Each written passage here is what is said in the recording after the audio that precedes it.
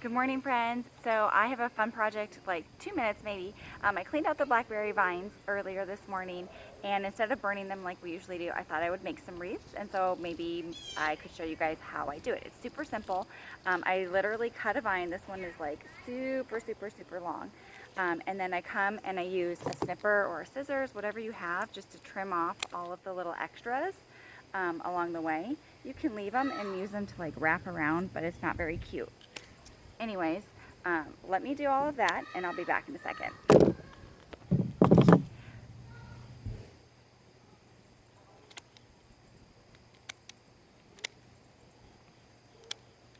Okay, so once you have all of the vine like just clear, no extras, all you're gonna do is start to wrap it around itself. It's best to do when the wood is not dry, which is why I'm doing it now. I just cut it off the plant, and like this end here is pretty dry already. So it's going to take a little extra loving to get it to wrap around.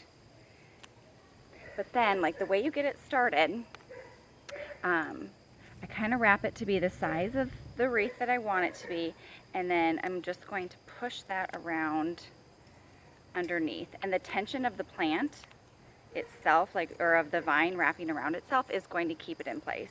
So that's it. And then you're going to take, it's a really long piece, not all of my vines are this long. You're going to take the end, and you can see this is where it tried to root back into the ground. Anyways, you're going to pull it through the center of your loop so that it's starting to wrap around itself.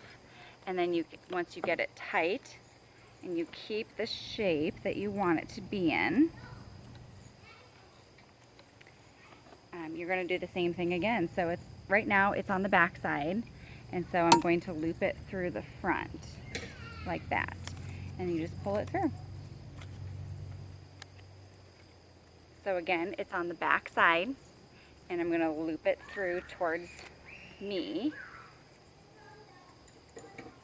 And it looks like I'm going to have one more big loop here. So it's on the back side, and loop it in the front, come through. I'm going to snip off the ugly end here that I don't really care for. And then you literally just wrap it inside itself. And once this vine dries, it's going to harden just enough. And so I tucked it, I don't know if you can see, I tucked it in there. It's going to harden just enough that it will be brittle if it tries to move again. So you leave it. I guess this is the best way to say it. So this is just a simple like one vine. Here, let me show you. Okay, so it's a simple like one vine wreath, but what you can do is get another vine and continue that same process of wrapping it around. And as you can see, like this kind of went kitty wampus. So either if you like this shape, that's perfect. This would be great for like decorating. This is really simple too. I would probably, if I was gonna really decorate it, I'd add an extra vine or two. But if you don't like this shape, now's the time that you can just kind of press it and hold it for a second, and it's gonna change the shape completely. It's very malleable until it dries.